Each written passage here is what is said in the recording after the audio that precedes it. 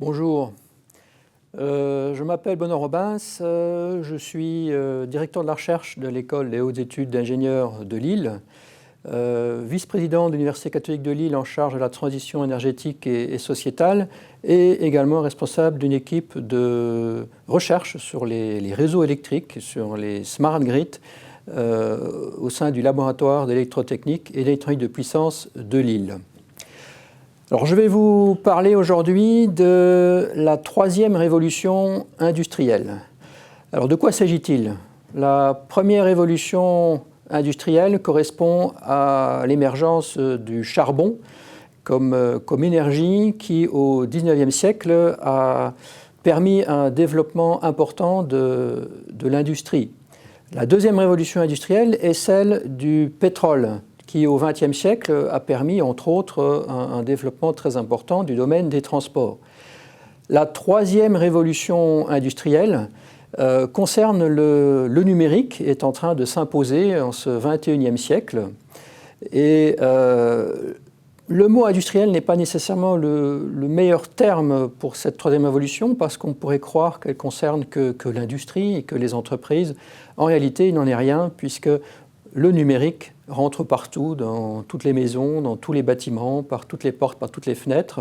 Et tout le monde est concerné de plus en plus près par cette révolution. Donc c'est une nouveauté qui touche tout le monde.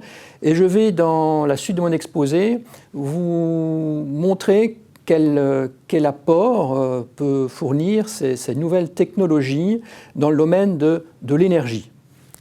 Et plus particulièrement dans le domaine des réseaux électriques qui sont amenés à devenir plus intelligents, mais aussi des bâtiments et des systèmes de transport qui sont amenés à devenir plus intelligents. Donc le contexte, il est assez connu, c'est évidemment la réduction des émissions de CO2 qui devient quelque chose d'extrêmement important pour la planète, pour l'humanité. Il y a également l'épuisement des ressources fossiles qui est avéré, le charbon, le pétrole, le gaz en particulier, qui encourage le développement des énergies renouvelables, du stockage d'énergie électrique et une amélioration de la maîtrise de la consommation, c'est-à-dire de tout type de charges, et aussi d'améliorer leur efficacité énergétique. Alors parmi ces charges, il y en a une qui consomme particulièrement beaucoup d'énergie, ce sont bien sûr les bâtiments. Par exemple en France, ces bâtiments consomment 43% de l'énergie primaire globale consommée par la France, mais d'autres secteurs sont également concernés. On va retrouver le système des transports, les secteurs des bâtiments tertiaires et domestiques, les réseaux embarqués et bien sûr l'industrie. Alors, voici un plan de mon exposé. Donc, je vais, dans un premier temps, rappeler ce que sont ces énergies renouvelables qui, finalement, jouent un rôle important dans la révolution énergétique que nous sommes en train de connaître. J'évoquerai les problématiques liées à l'intégration de ces énergies, en particulier dans les réseaux électriques, mais également dans les villes, dans les bâtiments.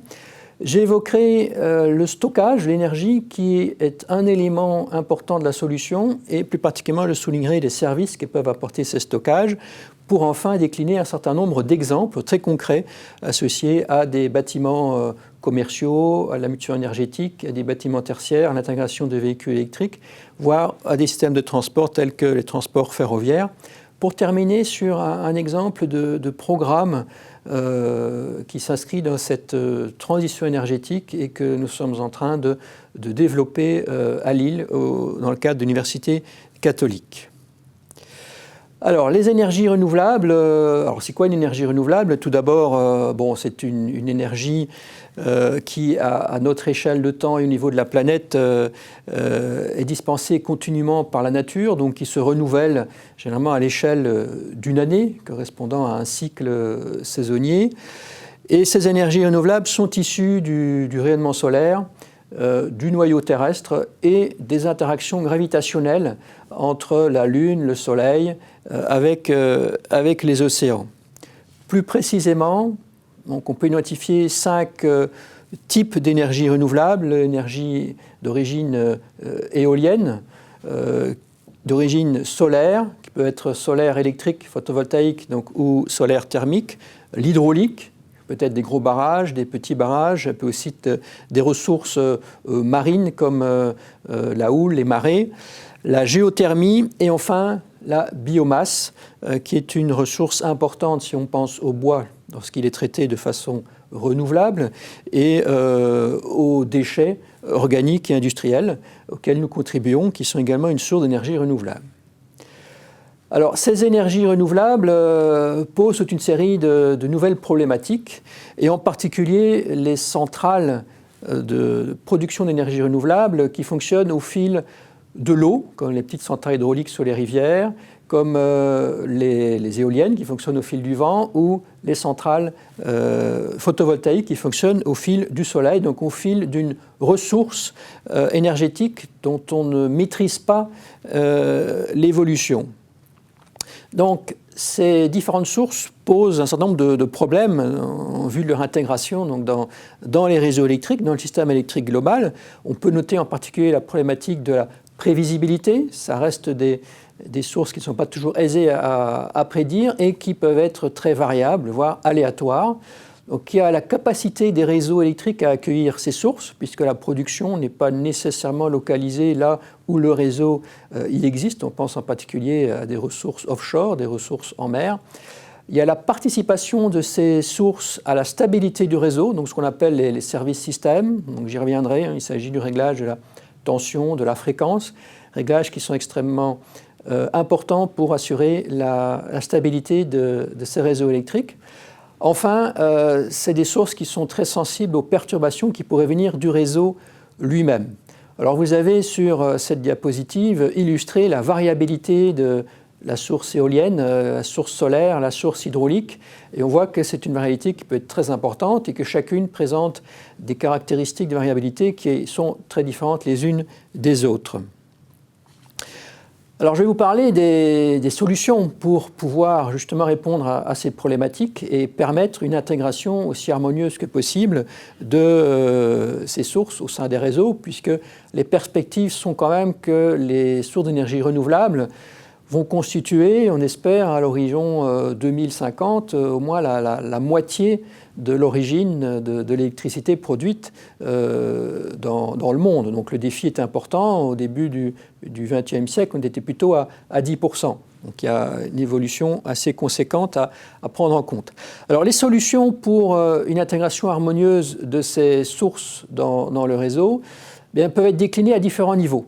Donc on a les solutions au niveau des sources elles-mêmes, donc au niveau des sources renouvelables, éoliennes, photovoltaïques et hydrauliques. Il y a des solutions qu'on va déployer au niveau des réseaux et les solutions au niveau des consommateurs. C'est quelque chose qui est plus nouveau, d'imaginer que le consommateur lui-même peut moduler sa consommation, peut lui-même être producteur, voire stockeur d'énergie, donc devenir un acteur intelligent du réseau.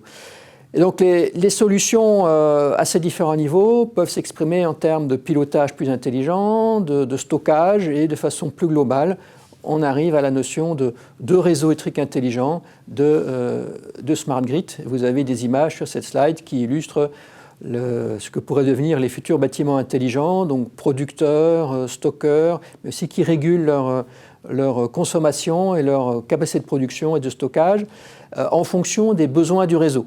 Nous allons voir que le véhicule électrique, les futurs véhicules électriques qui devraient se déployer de façon conséquente dans les années à venir, peut également devenir un acteur intéressant du réseau et pas uniquement une charge supplémentaire. Voilà. Alors, concernant le stockage. Donc, le stockage est une problématique qui est très difficile dans le secteur électrique, puisque l'énergie électrique ne se stocke pas directement, aisément. C'est bien pourquoi ces réseaux électriques se sont développés sur le principe d'une production qui est réalisée en fonction de la consommation et qu'à chaque instant on doit assurer cet équilibre entre la production et la consommation. Alors le stockage électrique devient évidemment crucial dans la logique énergétique, dans la transition énergétique que j'ai décrites, et les raisons donc, que je viens d'évoquer qui soulignent cette transition. C'est pourquoi beaucoup d'efforts sont développés actuellement pour développer ces technologies de stockage. Alors généralement, pour stocker l'énergie électrique, on a transformé l'énergie dans une autre forme qui peut être une énergie potentielle, hydraulique, une énergie thermique, une énergie chimique, une énergie de pression. Alors, les systèmes de stockage peuvent être intégrés dans les réseaux électriques à différents niveaux. Ils peuvent être intégrés de façon massive, donc en des points spécifiques du réseau. C'est le cas par exemple du stockage hydraulique qui est illustré à gauche sur cette diapositive. Et ce stockage est déjà très développé dans un certain nombre de pays, dont la France, où 4000 MW ont été développés depuis les années 1930. De façon plus prospective, mais des démonstrateurs existent, c'est le stockage sous forme d'air comprimé dans des cavités souterraines, ou encore l'image en haut à droite, c'est du stockage sous forme de batterie au sodium, de façon massive au Japon. Et il s'agit là de stockage par contre qui doit fonctionner à des températures de l'ordre de 300 degrés, donc c'est pas une technologie de batterie classique. Enfin, une autre approche pour déployer le stockage, c'est un stockage dispersé en différents lieux du réseau. Donc c'est l'exemple des systèmes de stockage présentés dans la partie basse de cette diapositive. On va retrouver du stockage bien sûr par batterie, du stockage inertiel, du stockage par supercondensateur. Et on va retrouver dans cette gamme de stockage le stockage qu'offriront les futurs véhicules électriques. Alors un autre problème du stockage, c'est que ce stockage coûte cher encore, même si les coûts sont en train de diminuer, liés à beaucoup d'efforts de R&D et une industrialisation à plus grande échelle. Mais pour valoriser ce stockage, ce qui est important, c'est de pouvoir identifier différents services que le stockage pourra apporter. Et donc, cette diapositive illustre quelques-uns de ces services. Nous avons bien sûr la contribution au réglage de la qualité de l'onde de tension, de courant. On va régler l'amplitude, régler la fréquence. On peut lisser une puissance renouvelable. Donc on a vu qu'elle était très fluctuante, donc c'est intéressant de pouvoir la lisser. On peut traiter des problématiques de congestion des lignes dans des réseaux électriques, c'est-à-dire une puissance dans ces lignes qui atteint la puissance limite, qui peut être induite par des sources renouvelables dans certaines zones où le réseau électrique n'est pas un réseau très développé. Et un autre exemple, illustré par l'image en bas à droite, c'est en cas de problème sur le réseau, de perdre une partie du réseau, ces sources locales pourraient très bien continuer à alimenter localement le réseau et donc réduire le nombre de consommateurs déconnectés du réseau. Alors, je vais aborder maintenant quelques exemples qui montrent l'intégration de production renouvelable, l'apport du stockage, de pilotage intelligent, voire de modulation de charge électrique. Donc on rentre dans cette logique de smart grid, de smart building. Nous allons voir qu'on va l'étendre au transport. Ce sont des exemples issus de nos travaux de recherche et développement réalisés en partenariat avec des entreprises qui me permettront aussi de quantifier des apports potentiels. Alors, le premier exemple que j'évoque concerne des bâtiments commerciaux et plus particulièrement des hypermarchés. C'est un projet que nous avons développé en collaboration, en partenariat avec le groupe Auchan. Et l'objectif est d'étudier une intégration intelligente à la fois de production photovoltaïque sur ces bâtiments. Sur l'hypermarché, il y a des surfaces disponibles importantes, donc qui sont bien adaptées pour accueillir ce type de production. Mais l'objectif de cette étude n'était pas uniquement de se limiter à la valorisation de cette production envoyée directement sur le réseau électrique et valorisée par une subvention qui fatalement serait temporaire de cette forme d'énergie, mais plutôt de regarder comment on peut consommer localement cette énergie et valoriser localement cette énergie. Pour ça, on va regarder comment on peut intégrer du stockage et comment on peut moduler les charges associées à cet hypermarché. Donc, sur cette diapositive, vous avez un schéma des principaux éléments qui interviennent dans l'étude. puisque vous avez bien sûr les charges l'hypermarché que nous avons dû analyser, et nous verrons que certaines d'entre elles offrent une capacité de modulation, c'est-à-dire une capacité de stockage de l'énergie, en particulier le froid. Il y a bien sûr la production, du stockage qui va être associé, le réseau électrique. Donc sur cette diapositive, vous avez une illustration des caractéristiques à la fois de la charge de l'hypermarché, d'une production locale et bien sûr de la capacité du stockage, puisqu'un enjeu du projet est de piloter ce système de stockage.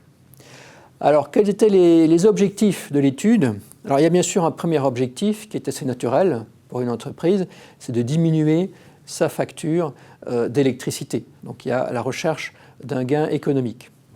Il y a d'autres objectifs environnementaux qui ont également été visés, en particulier sachant que ce projet a été soutenu par l'Agence de développement des énergies et de la maîtrise de l'énergie en France, l'ADEME. Donc, ils étaient très soucieux qu'on puisse mettre en avant qu'on va également contribuer à une réduction des émissions de CO2 par rapport à la situation actuelle. Alors, autre objectif, c'est une autoconsommation de la production locale.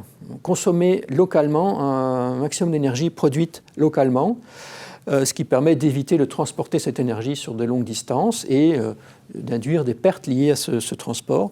Et puis enfin, ne pas oublier la gestion du stockage d'énergie, qui reste un défi quand même important, puisque le système de stockage va être réduit au minimum pour des raisons économiques, et qu'il faut valoriser au mieux cette capacité. Une fois que le stockage est complètement chargé ou déchargé, il ne sert plus à rien. Donc on doit éviter cette situation. Alors évidemment, on a identifié un certain nombre de contraintes, en particulier les contraintes liées à la puissance souscrite par l'hypermarché vis-à-vis du réseau de distribution. Le consommateur paye un abonnement lié au niveau de puissance d'accès au réseau. Donc cet abonnement peut être éventuellement diminué et ça peut être une source de gain. Donc il y a bien sûr les limites de capacité des systèmes de stockage et il y a aussi le caractère aléatoire de la production. Enfin, les moyens d'action. Alors, moyens d'action, il y en a un, a priori, qui est d'agir sur le stockage, qui va nous permettre donc de moduler la puissance de l'ensemble. Mais comme je l'ai évoqué tout à l'heure, on ne va pas uniquement regarder un stockage qu'on va installer de façon spécifique, mais on va également regarder les capacités de stockage des systèmes, des charges existantes, en particulier le froid. Donc, dans un hypermarché, un tiers à la moitié de la puissance consommée est consommée par des frigos. Et ces frigos offrent une capacité de stockage de froid dans la mesure où, en valeur nominale, ils fonctionnent à moins 18 degrés et que nous avons la capacité de diminuer cette température jusqu'à moins 23 et de la laisser remonter jusqu'à moins 14 sans affecter la qualité des produits qui sont stockés dans ces frigos. Donc cette capacité de modulation du froid offre une capacité de stockage qu'on va exploiter et qui va minimiser le besoin d'investissement dans un stockage dédié. Alors, j'avais annoncé quelques données chiffrées pour illustrer les potentialités de ce genre de système. Donc, c'est ce qui est illustré par le tableau en haut de cette diapositive où on compare trois situations. Une situation dans laquelle il n'y a ni stockage ni production photovoltaïque, c'est en fait la situation actuelle. Une solution dans laquelle il n'y aurait que le stockage ajouté. Et enfin, une troisième solution où nous aurons à la fois du stockage et de la production photovoltaïque. Et on regarde trois indicateurs. Donc les deux premiers sont les indicateurs économiques, puisqu'on avait un objectif de réduction de la facture. Donc ce qu'on appelle la prime annuelle, c'est en réalité l'abonnement que paye le consommateur vis-à-vis de la puissance souscrite. La deuxième colonne indicateur correspond à l'énergie effectivement consommée, les kilowattheures consommés durant une semaine. Et dans l'exemple, c'est une semaine de janvier qui a été considérée, qui n'est pas nécessairement favorable à une production photovoltaïque. Mais nous verrons que ça n'empêche pas d'identifier des résultats toutefois intéressants. Et enfin, la dernière colonne correspond à l'objectif environnemental. Donc, on évalue la réduction d'émissions de CO2 pour ces différentes solutions. Alors on constate que si on ajoute du stockage, donc c'est la deuxième ligne du tableau avec stockage, on a un gain économique qui apparaît déjà sur l'abonnement. de 17%. On a une réduction de la consommation énergétique, mais on n'a pas de gain significatif environnemental.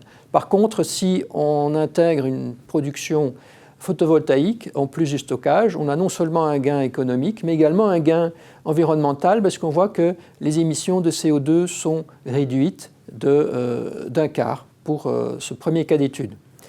La courbe du bas, donc les deux courbes du bas, en rouge et en bleu, illustrent les émissions de CO2 sur une semaine, donc du lundi au dimanche.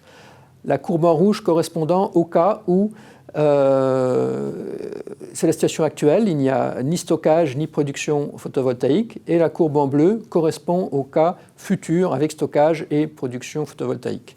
Si on observe bien ces deux courbes, on constate que la courbe en bleu est bien globalement inférieure à la courbe en rouge, mais qu'il y a des moments où la courbe en bleu est supérieure à la courbe rouge, ce qui correspond à une situation la nuit où l'on se permet de consommer une énergie plus carbonée sur le réseau, mais parce qu'elle est moins chère et elle va permettre de stocker de l'énergie pour remplir les systèmes de stockage pour les heures de pointe, le matin et le soir en particulier.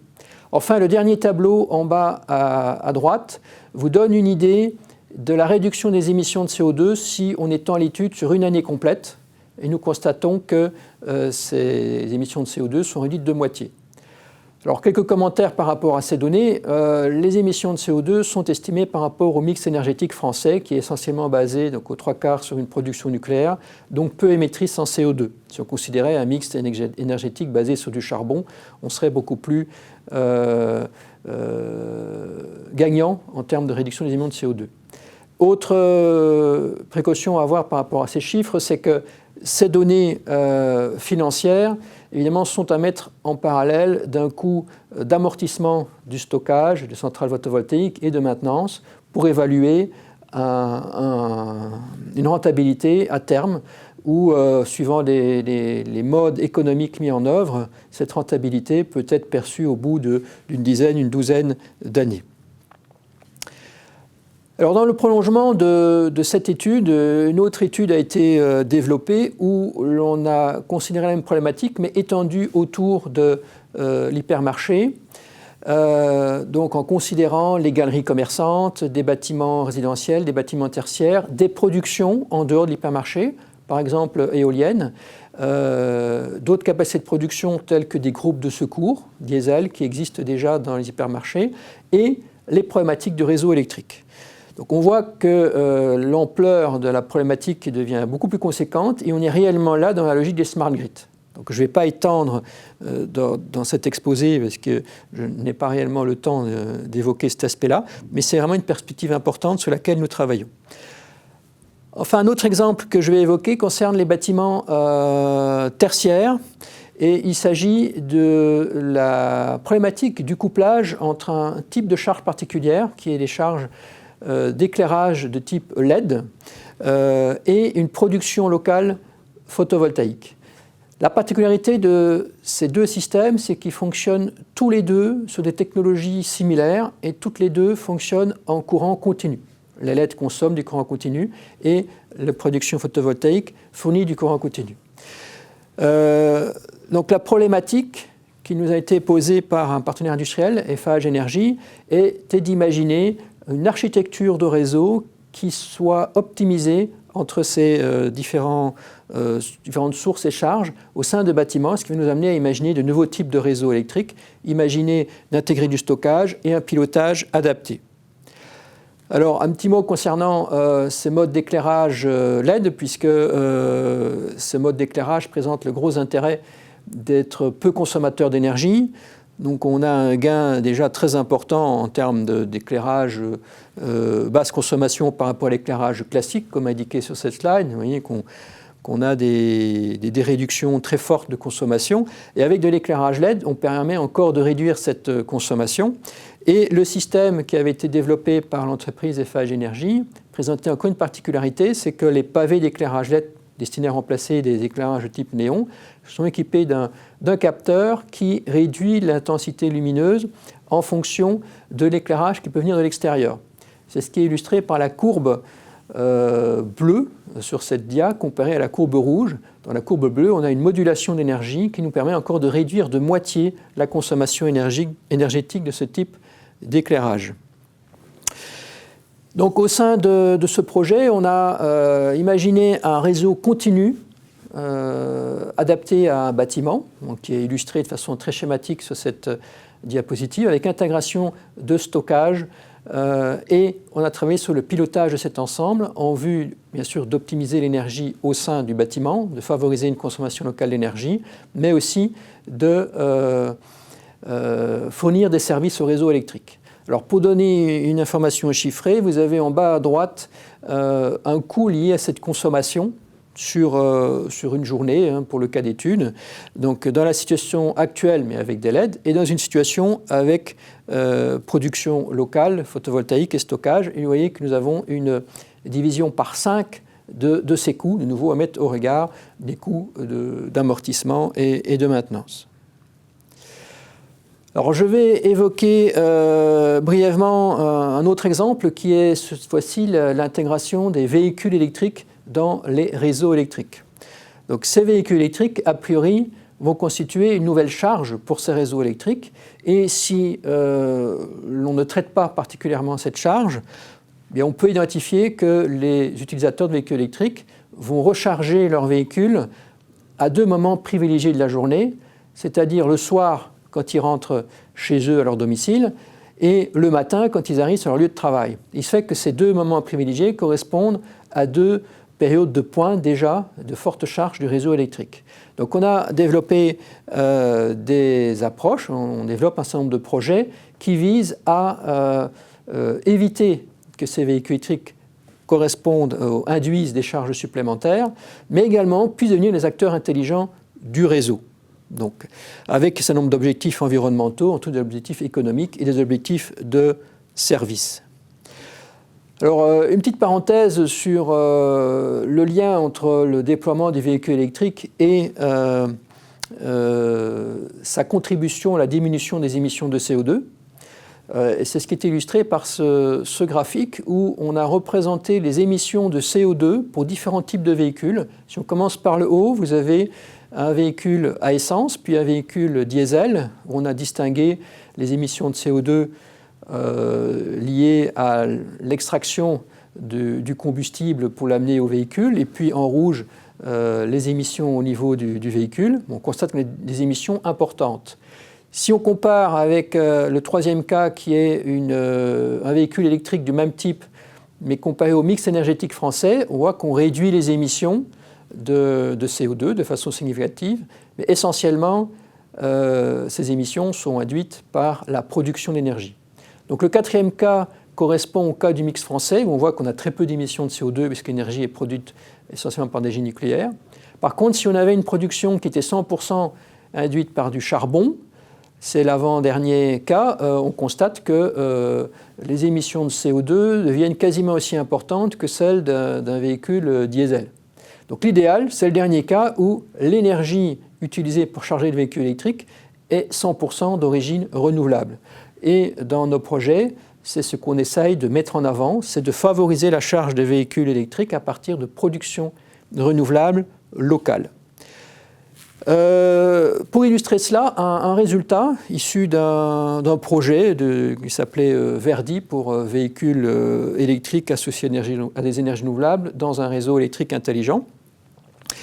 Donc il s'agit d'une poche d'un réseau de distribution dans lequel on va piloter la charge des véhicules électriques, c'est-à-dire qu'on va piloter les instants de charge et moduler cette charge.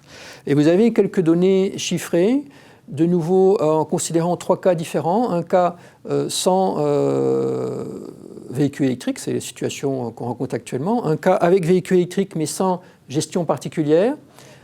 Et le cas avec véhicule électrique et une gestion adaptée et un pilotage de la charge. Alors vous constatez que donc il y a un premier indicateur économique qui est le coût d'acheminement d'électricité pour le gestionnaire du réseau d'énergie. Et ce coût va augmenter si on charge le véhicule électrique directement sur ce réseau sans moduler cette charge. On voit qu'il augmente de 5%. Par contre, avec une charge intelligente, on limite cette croissance à 2%.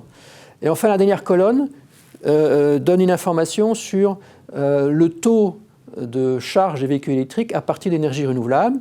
Et on constate que, bon, dans le cas d'études, si rien n'est fait, on a 25% de la charge qui est induite par du renouvelable, et que si on développe un pilotage intelligent, on peut passer à 40%. Alors, il s'agit ici de véhicules électriques tels qu'on commence à en rencontrer dans nos villes, mais qui ne peuvent uniquement se charger. Donc on est en train de travailler sur un futur dans lequel ces véhicules électriques pourraient également fournir de l'énergie, puisqu'il s'agit finalement de systèmes de stockage, donc ils pourraient être réversibles. Donc plusieurs projets concernent cette potentialité. Ici, vous avez une image qui illustre un projet qui est réalisé avec la Société nationale des chemins de fer français, entre autres, qui nous a posé la problématique suivante.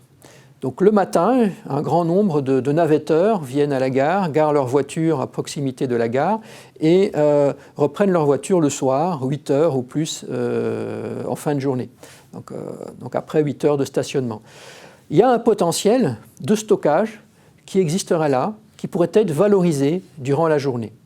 Donc c'est l'objet d'études en cours en lien avec le réseau ferroviaire et des gestionnaires de réseau dont on prend en compte bien sûr les apports de ces potentialités pour la gestion des réseaux. Donc là j'ai parlé de véhicules électriques qui génèrent l'énergie sur le réseau. Une autre potentialité, c'est que le véhicule électrique génère de l'énergie dans des bâtiments tertiaires, dans la maison, c'est ce qu'on appelle le véhicule to home ou V2H. Donc on travaille également sur ce type de problématique parce que ces solutions permettraient par exemple de continuer à alimenter une maison qui se retrouverait isolée du réseau électrique suite à un problème sur le réseau électrique ou à une catastrophe naturelle, comme un tremblement de terre, un tsunami. Et c'est une technologie qui commence à se développer au Japon, par exemple, où la maison donc, peut continuer à fonctionner de façon autonome pendant quelques heures, voire quelques jours, grâce à la batterie du véhicule. Mais ça suppose également d'adapter les réseaux électriques de ces bâtiments.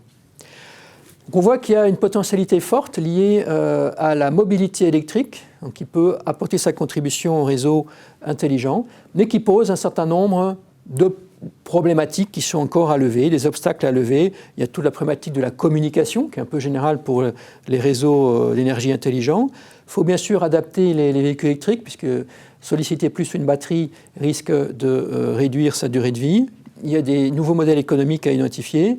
Il y a la mise en œuvre des mécanismes adaptés au niveau de la régulation énergétique des différents pays et la mise en place d'opérateurs qui vont agréger ces potentialités, puisque c'est évidemment pas chaque acteur avec son véhicule qui va interagir avec le réseau, que ce soit du point de vue technique ou du point de vue économique, mais c'est l'ensemble des acteurs qui doivent être coordonnés par un agrégateur. Et puis enfin, il y a des problématiques, bien sûr, d'acceptabilité par les utilisateurs. Dernier exemple que j'évoque brièvement, c'est le fait que les réseaux de transport, les réseaux ferroviaires par exemple, eux-mêmes ont potentiellement cette ouverture vers des réseaux également plus intelligents. Et on commence à parler de smart grid ferroviaire, comme illustré sur ce schéma. Il s'agit de smart grid qui sera alimenté de réseaux ferroviaires alimentés par du stockage et de la production locale en vue à la fois de rendre plus vert la consommation énergétique des trains, mais aussi d'optimiser énergétiquement les trains en récupérant l'énergie de freinage et fournir des services au réseau avec des objectifs, donc vous avez compris, environnementaux, économiques et de fiabilisation du réseau.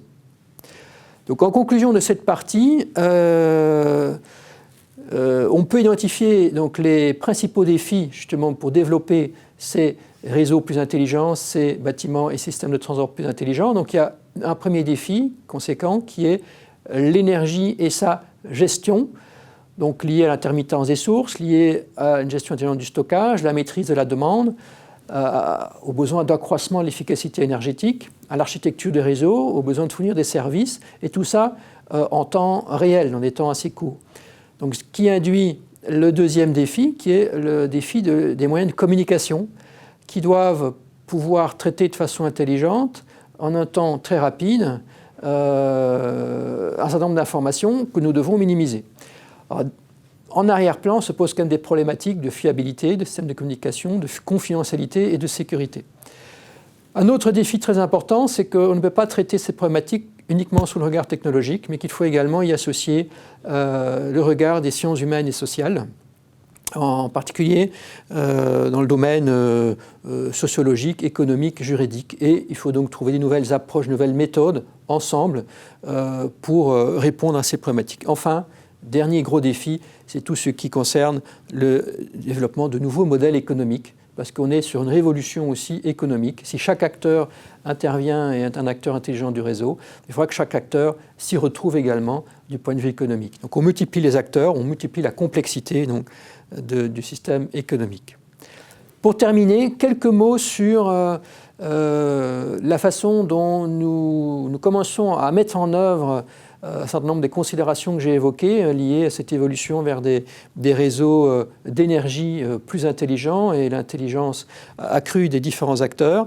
Donc, nous développons un programme au niveau de l'Université catholique de Lille sur un quartier Vauban au centre de Lille qui vise à intégrer cette technologie, mais à les intégrer intelligemment et à amener les différents acteurs, étudiants, personnels, habitants du quartier, entreprises du quartier, à contribuer à cette évolution dans une logique où tout le monde est gagnant. Donc vous avez sur cette diapositive une vue du quartier de Lille concerné qui se trouve très proche du centre. Donc on est dans un quartier de la ville assez dense et assez ancien avec les premiers bâtiments d'université illustrés en haut de cette diapositive qui date de 1877. Le bâtiment donc, de l'école des hautes études d'ingénieurs à gauche en rouge qui date de 1885 et tout en bas à gauche vous avez un des bâtiments les plus modernes qui date du début des années 2000. Donc on a une grande diversité de bâtiments dans un quartier dense et cette dynamique bénéficie de la dynamique régionale appelée troisième révolution industrielle et qui a été construite avec l'aide d'un économiste américain, Jeremy Rifkin, qui a bien mis en évidence que nous sommes à l'aube d'un nouveau modèle économique. Alors si on regarde de façon schématique le quartier dans lequel nous nous trouvons, nos objectifs sont d'améliorer l'efficacité énergétique de ces bâtiments et de mutualiser ces réflexions énergétiques entre bâtiments sur un quartier où vous avez illustré en couleur différents bâtiments concernés avec des moyens de communication de ce bâtiment et sur une étendue qui peut aller de 1 à quelques kilomètres. Alors vous avez repris sur cette diapositive les différents objectifs de notre programme et si on les prend dans le sens logique, vous avez les objectifs technologiques de type efficacité énergétique, mutuation énergétique, autoproduction, autoconsommation renouvelable, locale, stockage énergie, déploiement du numérique dans les réseaux, donc les smart grids, la mobilité qui peut être intelligente, réversible et qu'il faut gérer de façon intelligente, la végétalisation du quartier, en développant des fermes urbaines, en végétalisant les bâtiments. Et si je continue sur la gauche, vous avez des objectifs qui sont liés aux sciences humaines et sociales, des objectifs liés aux usages, au comportement, des objectifs éthiques, liés aussi à la précarité énergétique, des objectifs économiques, et enfin avec une volonté que tous ces développements viennent insuffler une dynamique en termes de formation, de logique entrepreneuriale, par exemple. Donc pour avancer sur ce projet, on a identifié dans le quartier un certain nombre d'îlots donc, qui sont présentés sur cette diapositive et l'on construit progressivement notre projet sur ces îlots ayant une cohérence énergétique. Et le premier sera l'îlot qui est représenté en rouge sur cette diapositive. Donc au sein de cet îlot, un premier bâtiment démonstrateur va être mis en œuvre en 2018-2019, donc qui est un bâtiment des facultés de l'université. Donc on peut observer sur la diapositive suivante. Donc c'est un bâtiment qui va être équipé de 1000 m² de production photovoltaïque, production qui va être mise en œuvre de façon purement locale.